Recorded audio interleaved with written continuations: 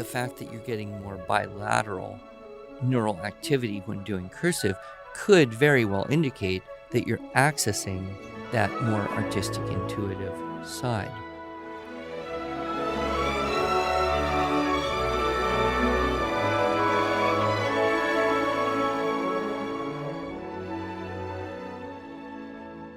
Hello, and welcome to the Arts of Language podcast with Andrew Pudewa, founder of the Institute for Excellence in Writing, or as many like to say, IEW. My name is Julie Walker, and I'm honored to serve Andrew and IEW as the Director of Marketing. Our goal is to equip teachers and teaching parents with methods and materials which will aid them in training their students to become confident and competent communicators and thinkers.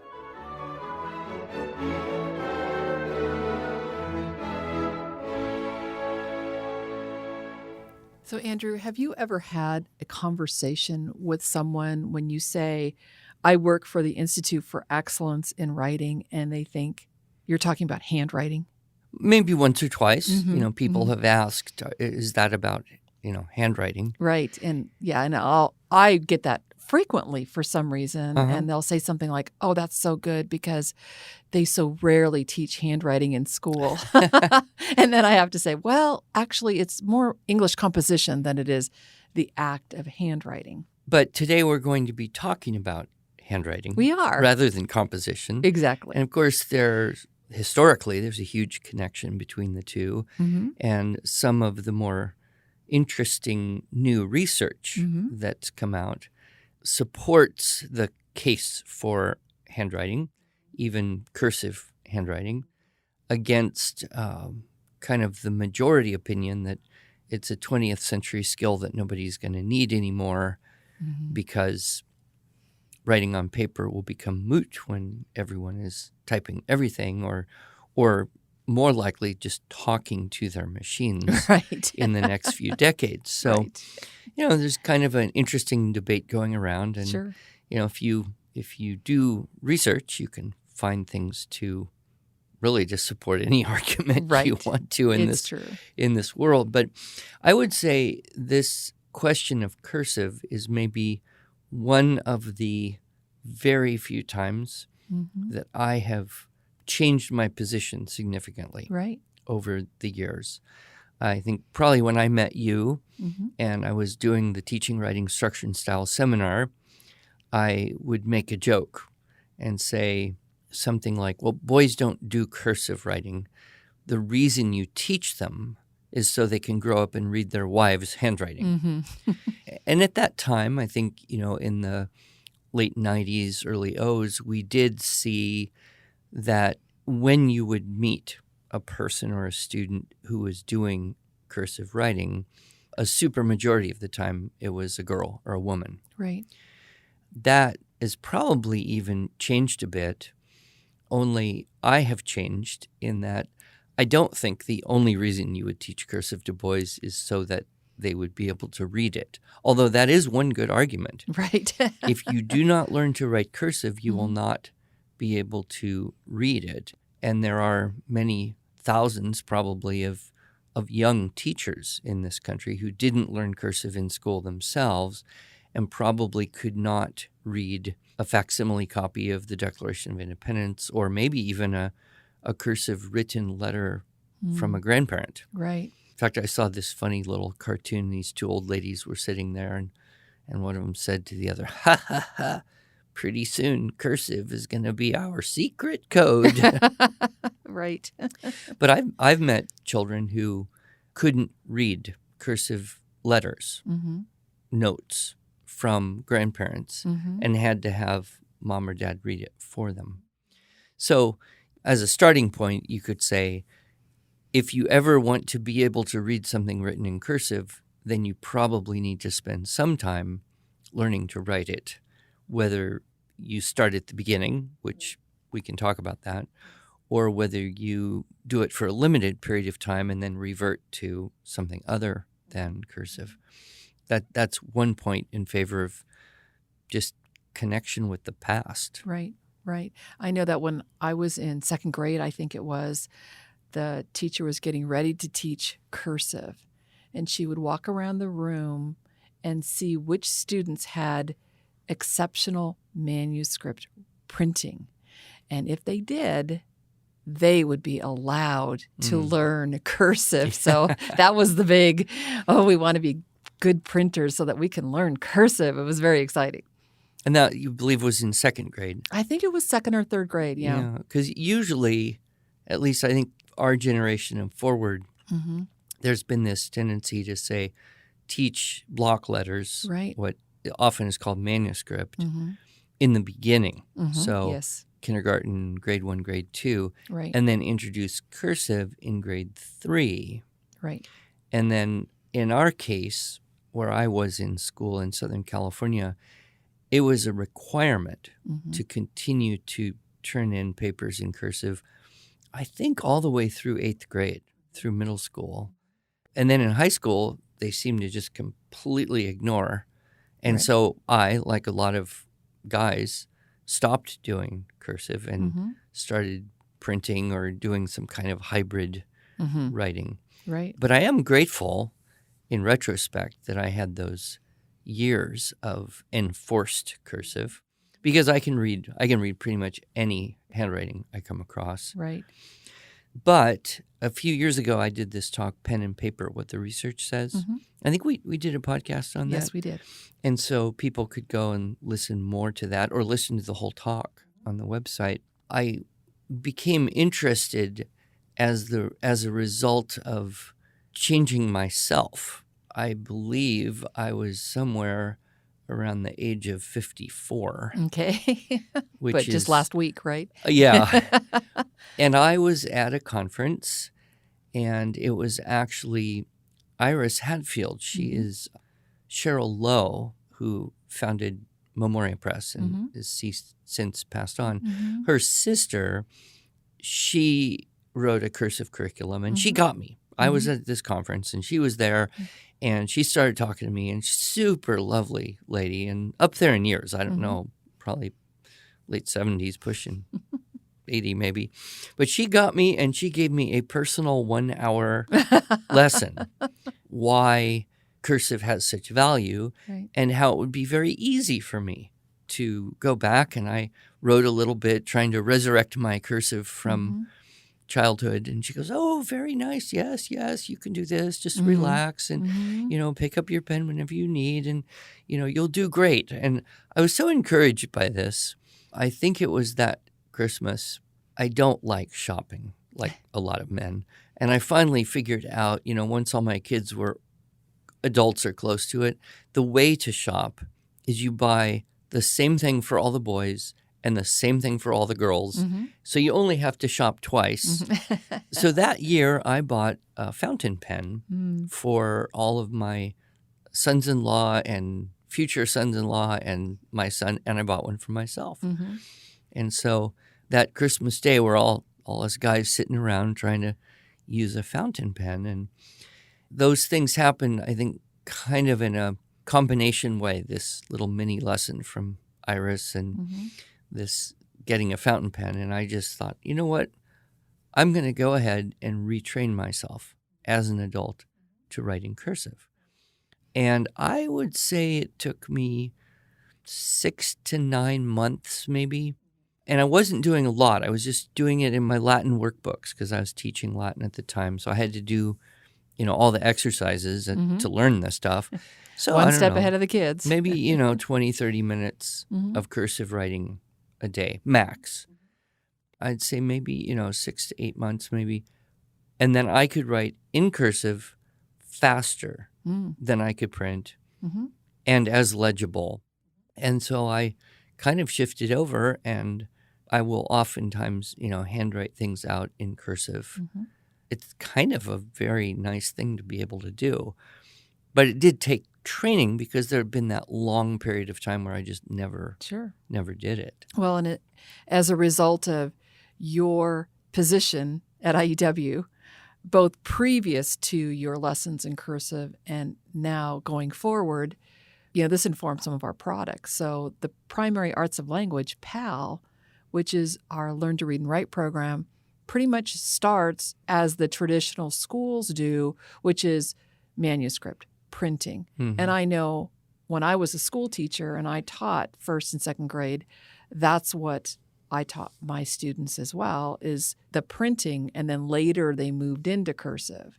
So, but we've also come out with a book as a result of your lessons and also based on the work of Mrs. Ingham, because she taught cursive, this book, Cursive Knowledge, that's basically a handwriting course for all ages. So someone like you, Andrew, of course, you were the impetus to create this book, could learn cursive as a man. Or if you have a junior high student who just struggled with cursive, this is just, I wouldn't say this is a semester-long course. This is kind of a boot camp of reteaching yourself how to do cursive, or for even the younger kids, maybe for the first time learning cursive. A lot of states and school districts that have adopted the Common Core language arts discovered that there is nothing about cursive writing in language arts. In fact, there's really almost nothing about writing on paper. There's something about legibility in primary grades. Right. And then it's gone. Right. And keyboarding becomes the main thing that's talked about in the language arts standards. But quite a number of states, I believe there are 7 now, 7 states that have determined that they should teach cursive in schools. And, so the arguments kind of go like this. On one side, this is articulated by Morgan Polikoff, who at the time when he wrote this in 2013, and this was kind of at the peak of Common Core is here now. He was an assistant professor of education at the University of Southern California, and his argument goes like this. Cursive should not be taught because very few people use it. There is little research to show positive effects on other learning. We could look at that comment in 2 ways. Number one, he found very little research. Right. Because you can always find what you want and not find what you don't want.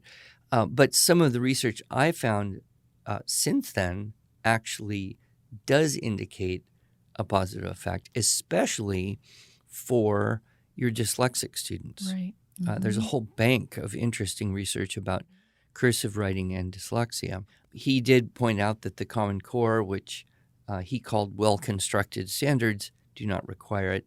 And I think the main argument that you hear is that cursive instruction takes time away from more important or valuable things. And then the extension of that usually goes into a STEM. We need the science and technology and engineering and math and all that. And so if we spend time doing cursive writing, we will spend less time teaching those things. Which is true. And that would be bad. Yes to something means no to something else. But whatever you're saying no to, it had better be something that you really don't need. Yeah. So right around that same time, William Clem, also a PhD, he wrote an article for psychologytoday.com where he made an argument for cursive, that cursive should be taught because it builds sensory motor coordination. It develops the brain better than printing, and there is research to support this, significant research. What I mentioned earlier, learning to write in cursive allows a person to read it. Cursive letters are more distinct, easier to recognize. And cursive writing helps prevent letter reversals and helps with dyslexia. Right. And then finally, I don't know how you measure this metrically. Part of his argument is that when students write in cursive, they develop a sense of accomplishment, pride, individuality. And in fact, I have talked to people who work in banks, and they will sometimes have to deal with young people who never learned cursive. And one consequence of that is they don't really have a signature. Interesting. They can print their name in a kind of differentiated way, but they don't have a signature in the sense that you and I would think about that. So those are the 2 cases. I think most people that would be listening to our podcast, using our materials, would probably lean toward the argument for cursive, although there is the challenge of, well, how do you do it? When do you do it? Right. Really, what if a child is complaining and it's just overwhelming and you've got tears, and is it worth it, et cetera, et cetera. One fascinating little thing I came across in preparation for the podcast, I was kind of looking for some updated information. Evidently now there are several cursive summer camps. Oh, my goodness. Where Wow. parents can send their children to, a summer camp where they get to obviously play games and do sports activities. But one of the things they have as an objective is to teach a child in a relatively short period of time cursive writing. We should ask them if they want to use our book for that. we could look into it. I had never heard of such a thing before. When I was a child, I went to a music summer camp, and so we would do 3 or 4 hours of music a day, which, when you're 11 years old, that's a lot of violin playing. But then we do the other things. But I thought, cursive. I went to a speed skating camp year after year, yeah. But, you could do a lot of fun things. You could get calligraphy pen nibs. You could, look at different styles. Yeah. You could. So one of the probably most cited researchers in this area is a woman named Virginia Behringer at the University of Washington. Okay. She's done studies for many, many years. She's a cognitive psychologist. I recently just heard an interview with her on, I believe it was Wisconsin Public Radio. It was one of the public radios. And then callers calling in about weighing in on cursive or not. But one of the things that's very interesting about the newer research is this fMRI, the functional MRI. Okay. So when you and I think of MRI, we think of you lie on this thing and they put you in this tube and you have to be motionless, or, that's my image. I've never done it. Claustrophobic happening, yeah. But now evidently there's technology that can basically just put kind of a little cap with sensors on your head and actually observe the neural activity in different parts of the brain while the person is doing different activities. And one of the things they found is that there's more neural activity happening with handwriting than with typing. And there's more neural activity happening with cursive than with manuscript printing. Interesting. And what is even more interesting, it's not just there's more neural activity, but there's more bicortical neural activity. Okay. So, you talk about people say right brain, left brain, or dominant, subdominant, where one side is kind of your language, executive, logical function. The other is your artistic, intuitive. A lot of people have a lot of different things to say about that. But the fact that you're getting more bilateral neural activity when doing cursive could very well indicate that you're accessing that more artistic, intuitive side. Yeah, because those loops have to look pretty. Perhaps. Yeah, and does that affect the quality of language? That's an area where the research seems to not be conclusive. With younger children, evidently writing on paper, children produce more and better writing. Whereas older students, typing, keyboard, and a computer, they will produce more and better writing. What I usually say is I think there are significant benefits of keeping kids writing on paper, at least their first draft of something, for as long as possible. And that's usually going to be around 12, 13 years old. At that point, the kids are just going to be like, well, why? Why can't I just type it? Come on, really? Look at the world. Okay, but at least you got 5 or 6 years of writing on paper, right, and you do have the skill of doing that. If you start letting children type everything except math, but now even math is, a lot of it's online. If they pretty much start typing everything in the primary grades and up, they could become adults who actually don't have the ability to write on paper with any kind of fluency, confidence, or speed. And I think all of us would agree that'd kind of be sad. Yep. I live in the modern world as you do, and our life is full of technology. Mm-hmm. But I am very grateful that I can take notes on paper Right. or write things. I would be very sad if that ability was not there, if it had never been developed, or, Mm-hmm. God forbid, I should get a stroke or something and lose that. Mm-hmm. So that's why I'm always suggesting. Another bit of research does show that students who write in cursive score higher on standardized writing assessments, Okay. including the SAT and ACT essay portions. Okay. Now, there could be this could be correlation, not causation. You can't necessarily that writing in cursive makes you smarter and therefore or makes you a better writer. What you could notice is that if you write on cursive, you will write faster, Mm-hmm. significantly faster. Right. In many cases, 20 to 30% faster. Hmm.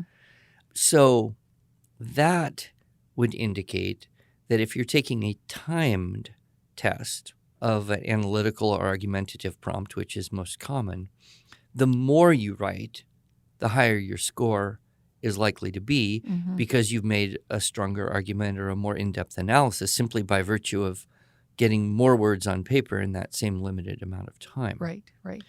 But there could be other elements. And one study, this was Anne Mangan and Jean-Luc Villet, an article published in a book called Advances in Haptics. Haptics is the study of multisensory interaction, so touching and hearing, right? So a lot of people set on their phone a haptic response.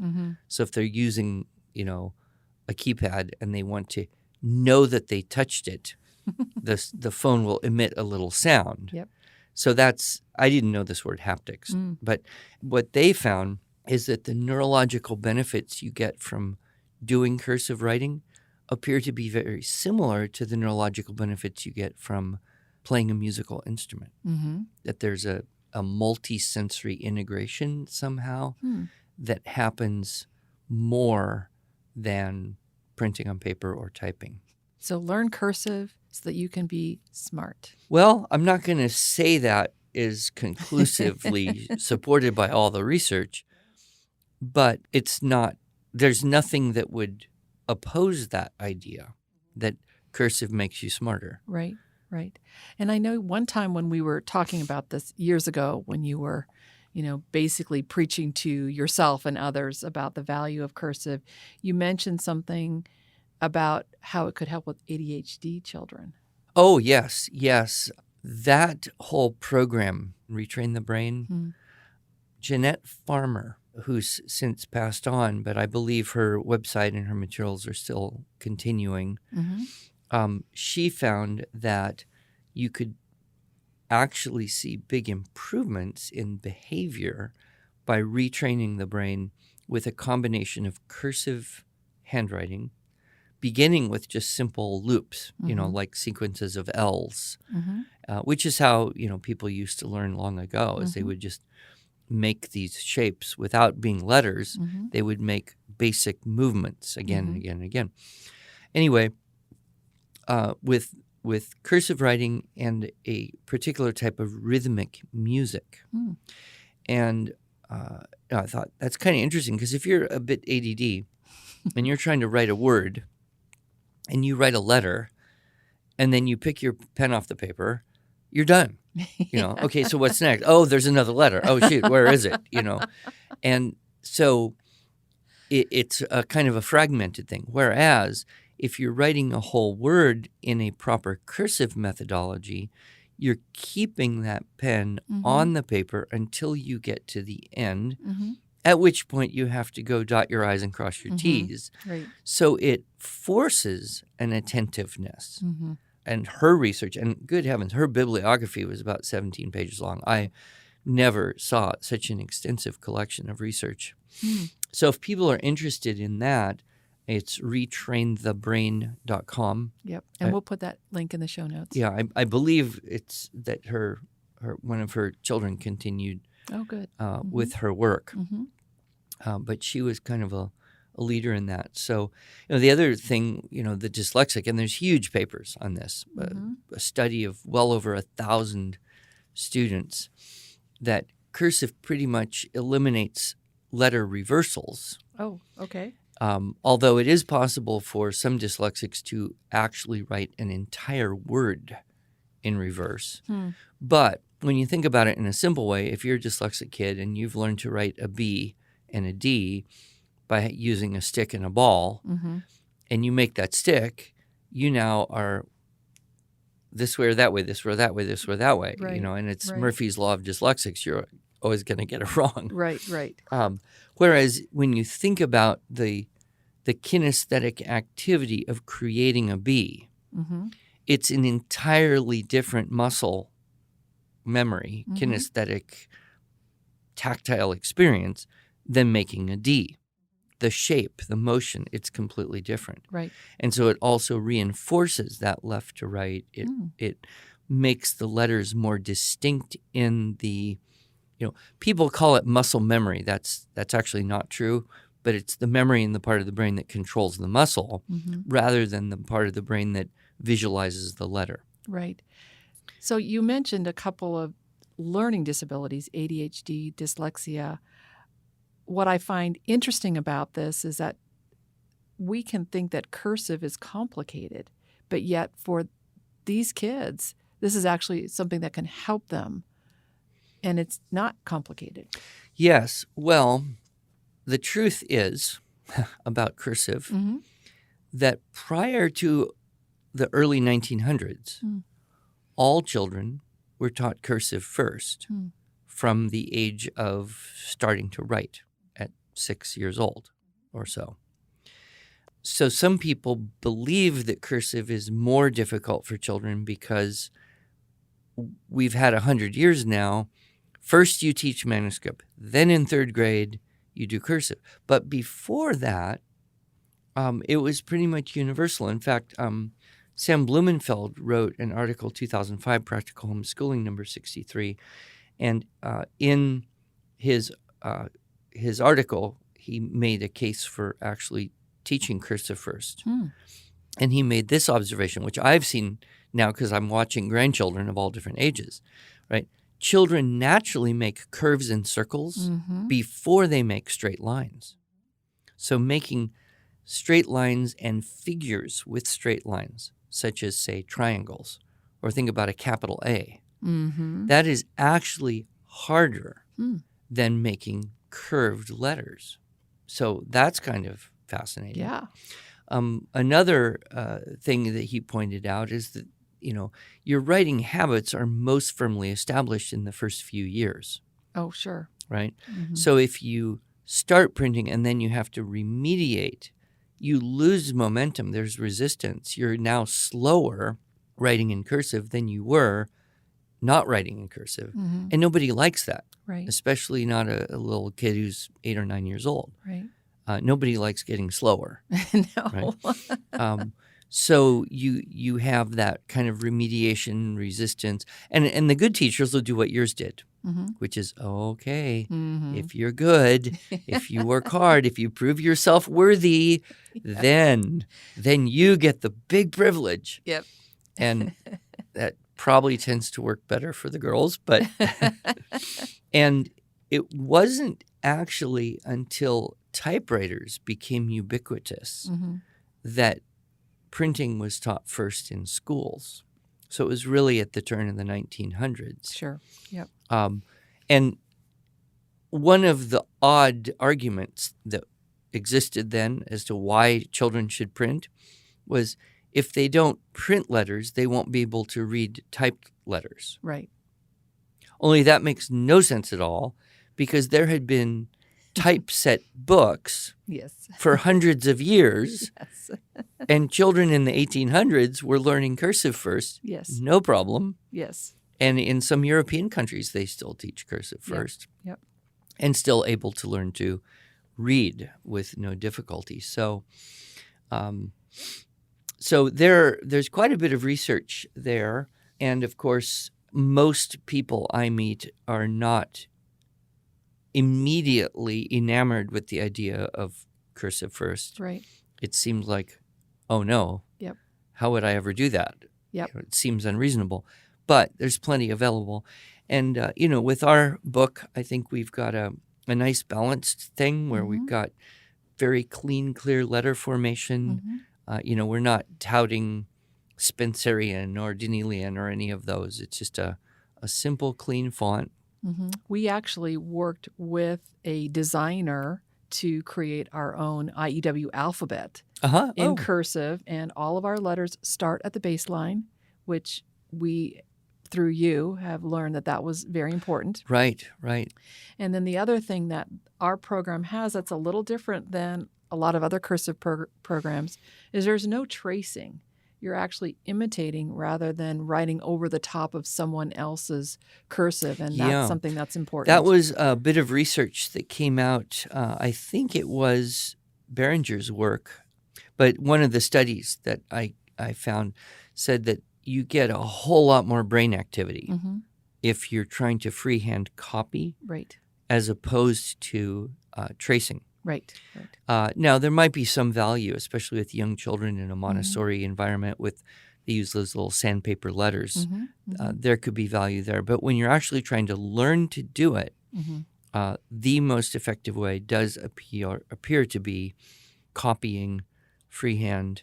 And there's a progression, and we've got, you work with certain letter sets first that have similar strokes. Exactly. And then you expand those letter strokes, and there's no rule says you have to learn, A before B and N before M, before N. In fact, in our system, they're learning the C, O, and A first because of the stroke order. These are and D would be an extension off A. D and off we go. And stroke order is so important.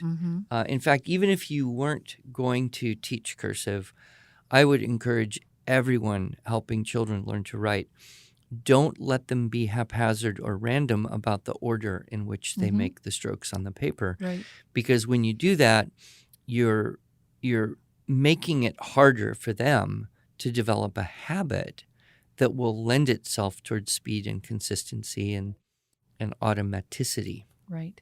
Well, we are out of time. I'm sure that our listeners will find a lot of what you said very helpful, but I have to mention this. We have PAL, and we developed PAL based on the work of Mrs. Ingham, who did teach manuscript first and then moved into cursive, because that's where you were at the time. Right. That was your belief. But we are hoping to add in the next year or so a component of PAL so that if parents choose to do cursive first, they'll be able to. But in the meantime, if you are convinced that cursive first is the way to go and you want to use cursive knowledge, that's cursive knowledge, 2 words. Cursive. Not curse of. No. Cursive. It's kind of a little play on words there because, we think that we already know something, and that's called the curse of knowledge. Yeah. But this book, Cursive Knowledge, isn't too hard for a primary student to use. Oh, yeah, not at all. Especially because a lot of these pages you can download and then maybe blow them up a little bit and make the lines a little bigger for your younger students to write on. But you could just swap out the manuscript in PAL for the work in cursive knowledge until we've got that. Until we've got it. And really, I would say also, if you are an adult, even a grandparent like me, and you would like to reactivate the distant cursive abilities that you had in 6th, 7th grade. Who knows, we might be able to find a study that says that learning cursive as an adult will help prevent Alzheimer's. I wouldn't be surprised. Great. Thank you, Andrew. Thank you.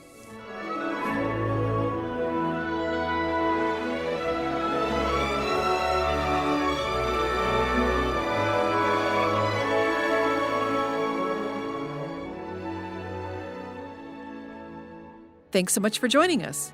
If you enjoyed this episode and want to hear more, you can subscribe to this podcast in iTunes, Google Play, or Stitcher, or just visit us each week at iew.com/podcasts. Until then, on behalf of Andrew Pudewa and the team at IEW, I thank you for the privilege of allowing us to partner with you on your journey toward better listening, speaking, reading, writing, and thinking.